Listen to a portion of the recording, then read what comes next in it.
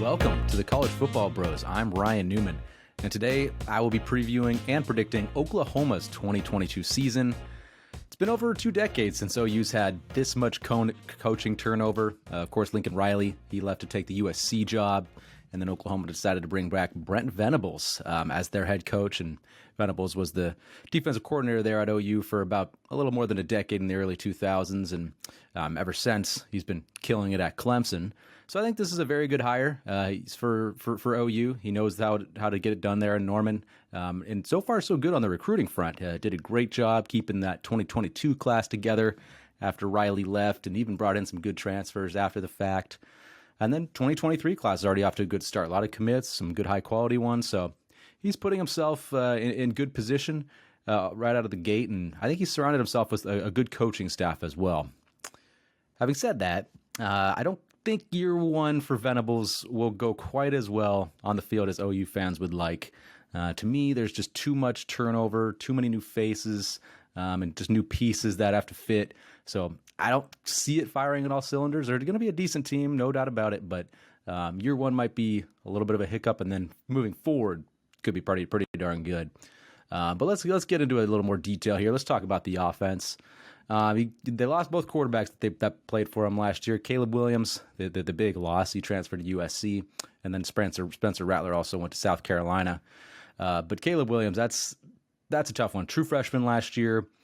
He was going to be he's a top 3 Heisman candidate right now at USC, and would have had even better odds if he was at Oklahoma in the same system. So that's a big one to lose. They do help negate that loss a little bit. They bring in Dillon Gabriel from UCF. A lot of success there, played a lot of football. But to me, I do see that as a clear downgrade. I mean, Gabriel's not bad. He's a solid quarterback, but he's not Caleb Williams. At running back, 1,200-yard rusher, Kennedy Brooks is gone, so it looks like Eric Gray, the former Tennessee transfer, will probably take over for him. And again, I see that as a downgrade. Kennedy Brooks was really good. So, I mean, Eric Gray's not bad, but I see that as a little bit of a step down. Wide receiver, they lose 4 out of their top 5, although they did keep, the best one in my eyes, at least, Marvin Mims. He's a good. If you want to keep one of those 5, Mims would have been the guy. They do get Theo Weiss back as well. He barely played last year after having a good 2020 year. So there's a couple of good receivers there, but as a group overall, I see that as a downgrade from last year again. The offensive line, I think, should actually improve a little bit. They didn't have the best year last year by OU standards, gave up maybe a few too many sacks. But as long as they stay healthy, because there's not a whole lot of depth, I do think I can see this group make a little bit of a jump off of what they put out there last year. And then we got to go to the offensive coordinator hire, Jeff Lebby, coming in from Ole Miss. He's learned from the best. Well, 2 really good ones at least. Josh Heupel when he was at UCF, and then Lane Kiffin the past couple years at Ole Miss.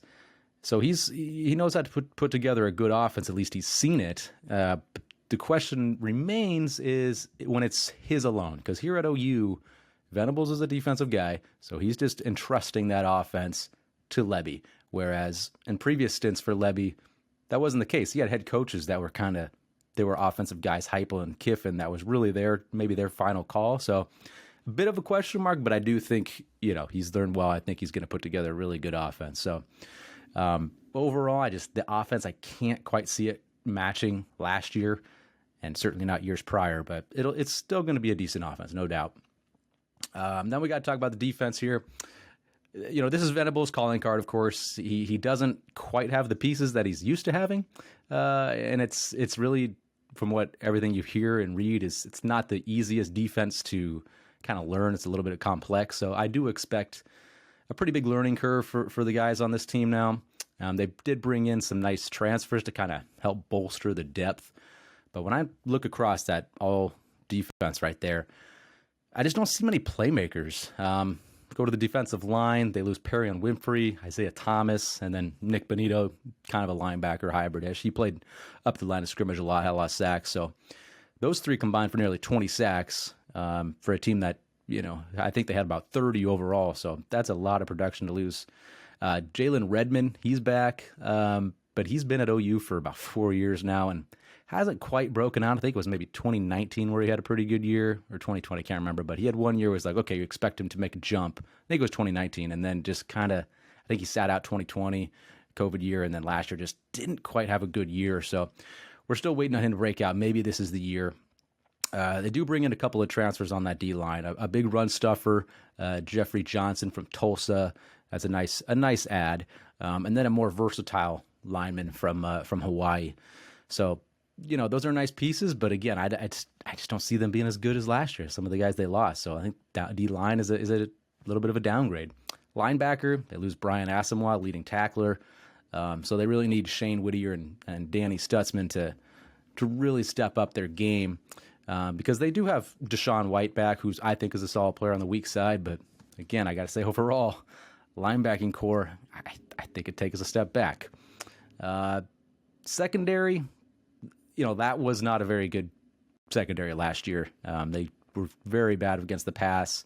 They do lose their leading tackler, safety Patrick Fields, but I actually think that this secondary overall will probably be a little bit better than last year. They have 4 guys back with playing experience, and they brought in a couple of transfers that I think are actually pretty solid. One from Wyoming, the other from North Carolina, both a lot of starting experience. So maybe a little bit better depth, maybe not quite the top end playmakers, but it's hard for them to be a whole lot worse than last year. So I actually think they'll be a little better.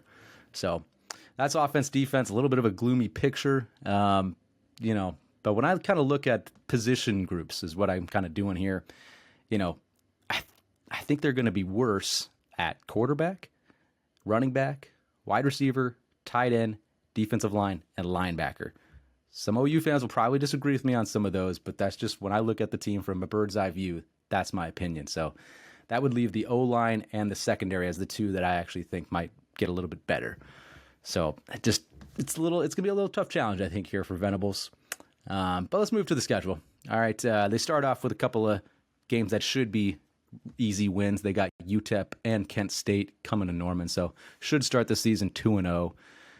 And then comes an interesting game, a game at Nebraska.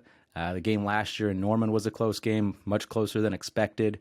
And, Nebraska's supposed to be a better team this year. I mean, that's who I am. I'm a Nebraska fan at heart. But I don't buy Nebraska. I don't buy Scott Frost. It's been 5 years in a row of Nebraska not making a bowl game, not having a good team. So I'm going to believe it when I see it with them. OU, I'm not super confident in. The point spreads are really close, but I just got to go with OU there still. So 3-0 after the game at Nebraska. Then Kansas State comes to town. K-State is not afraid of OU. They have won 2 out of the last 3.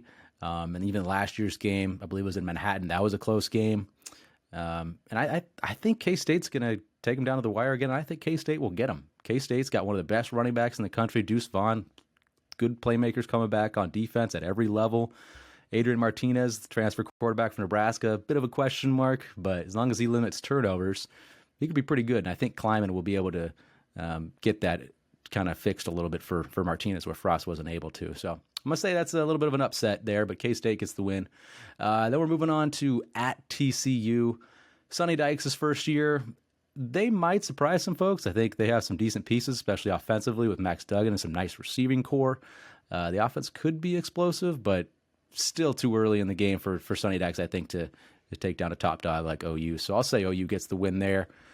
Texas, that's the huge rivalry there, Red River rivalry.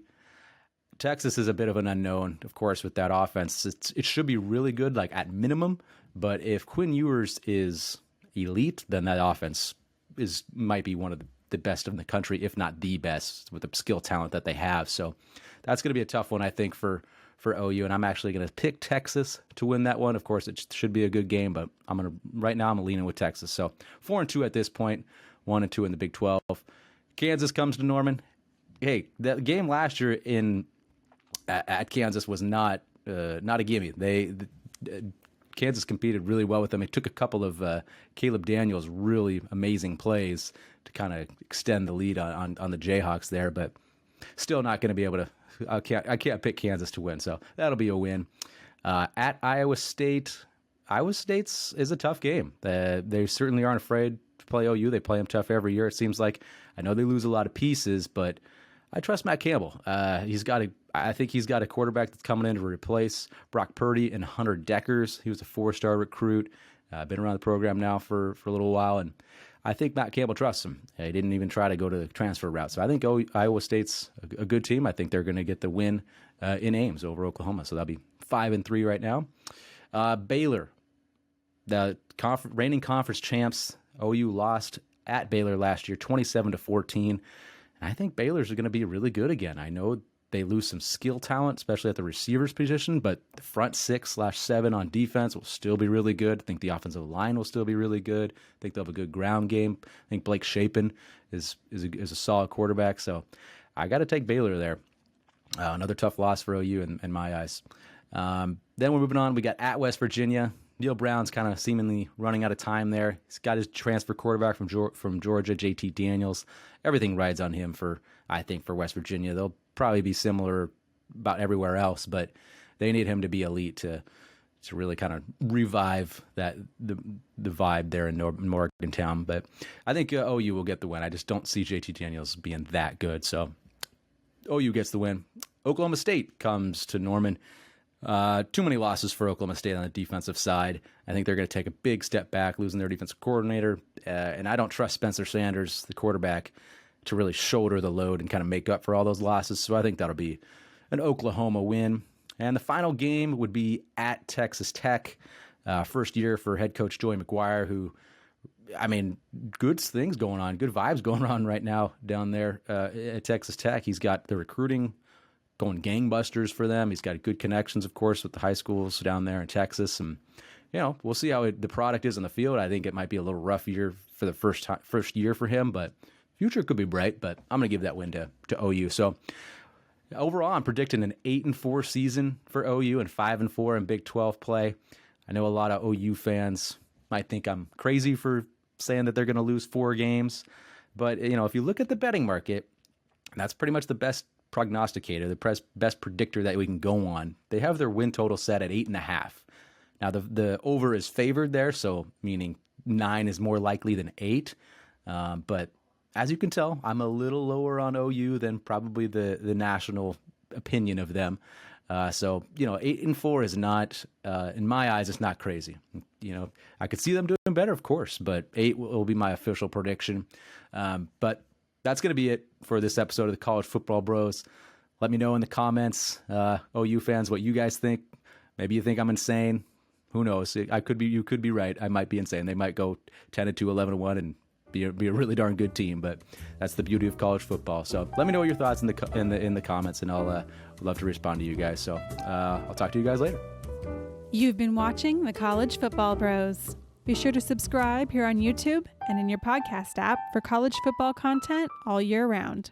For bonus episodes and access to our Discord chat, join our Patreon at patreon.com/collegefootballbros. Thanks for watching.